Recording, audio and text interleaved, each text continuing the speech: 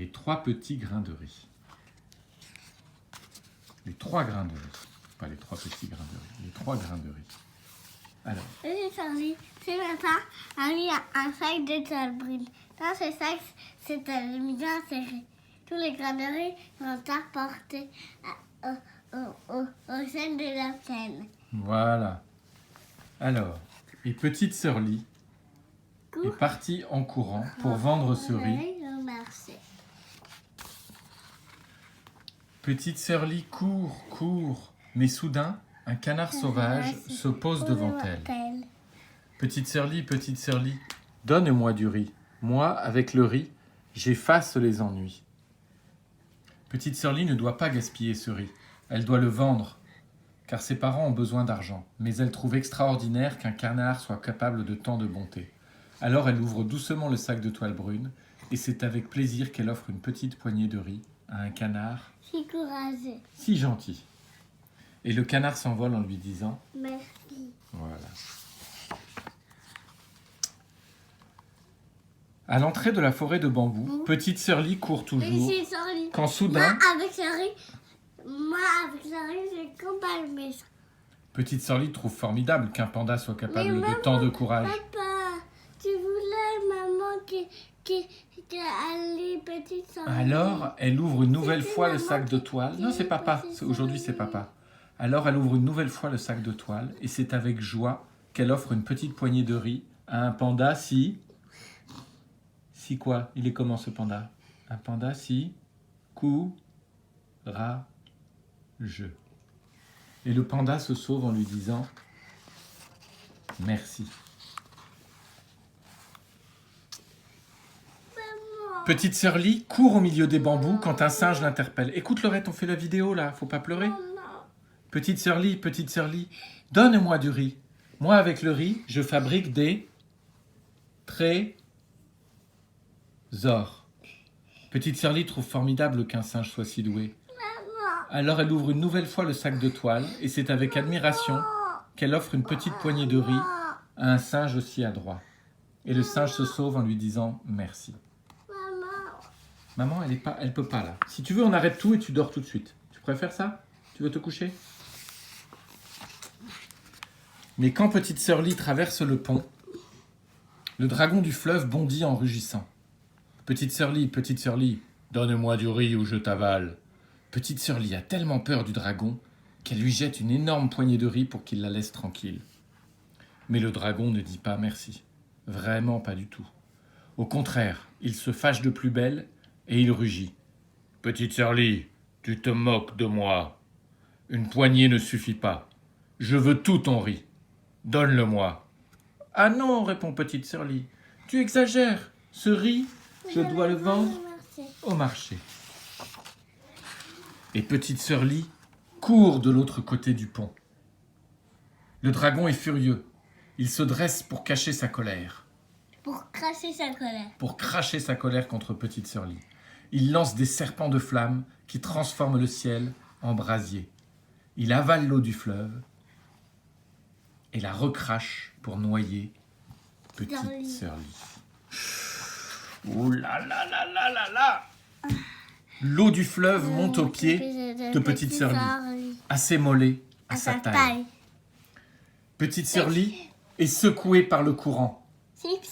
Elle essaie de nager, elle lutte pour ne pas se noyer.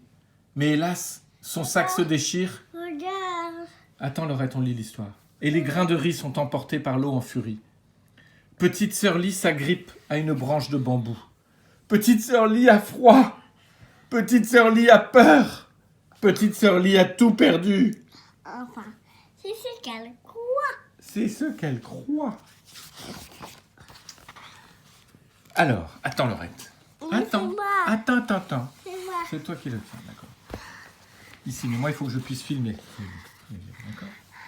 Mais le canard sauvage passe au-dessus d'elle. Petite sœur Lie, pour toi j'ai gardé un grain de riz. Papa, Et il crache dans l'eau en chantant, petit grain de riz, efface les ennuis de petite sœur Lie.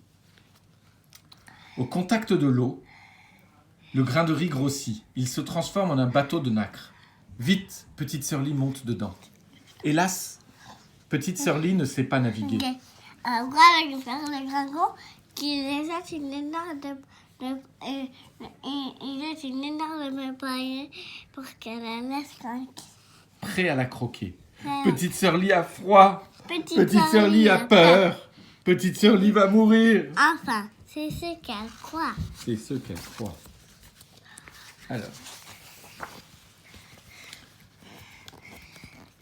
Alors, attends. Mais le panda surgit à travers les branches de bambou. Petite sœur Lee, pour toi j'ai gardé un grain de riz. Vite, il le lance dans la gueule du dragon en chantant. Petit grain de riz, sauve petite sœur Lee du méchant dragon. Arrête, on n'a pas tourné la page encore. Aussitôt, le grain de riz devient long et piquant. Il se transforme en une immense épine qui fonce comme une flèche et vient se planter dans la gorge du monstre. Stop, Laurette, il faut lire d'abord. Et voilà le dragon qui bâille et s'endort. Il se couche au fond du fleuve, et toute l'eau le suit et rentre dans son lit. Petite sœur Lee accroche le bateau au ponton, et elle court chez elle pour voir si ses parents n'ont pas été emportés par l'eau du fleuve. C'est l'eau de la rivière. Voilà. Quand elle les aperçoit bien vivants sur le seuil de leur maison, le cœur de petite sœur Lee se soulève de joie. Hélas, petite sœur Lee n'a ni riz ni argent. Elle a peur de se faire gronder, car elle revient les mains vides. Elle a tout perdu. Enfin. Ça veut dire quoi, vider? De quoi? Ça veut dire quoi, vider? Elle a les mains vides, ça veut dire qu'elle n'a plus rien dans les mains. D'accord? Alors, ne tourne pas la page, pas tout de suite. Ne tourne pas la page, là. Ne tourne pas la page. Mais le singe saute autour d'elle. Petite sœur Lee, moi aussi pour toi j'ai gardé un grain de riz. Et il le tend à petite sœur Lee, en chantant. Petit grain de riz, transforme-toi en trésor pour petite sœur Lee. À peine le grain de riz est-il dans les mains de petite sœur Lee qu'il devient d'un bleu profond et se met à briller. Il se transforme en un énorme saphir. Alors petite sœur Lee court offrir cette pierre précieuse à ses parents et se jeter dans leurs bras. Quelle joie pour les parents de petite sœur Lee de retrouver leur fille.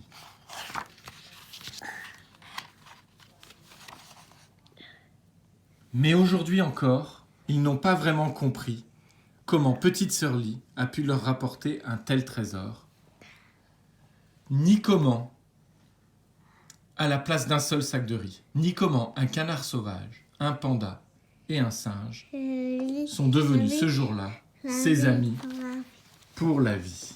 Papa, Et voilà. va voir maman.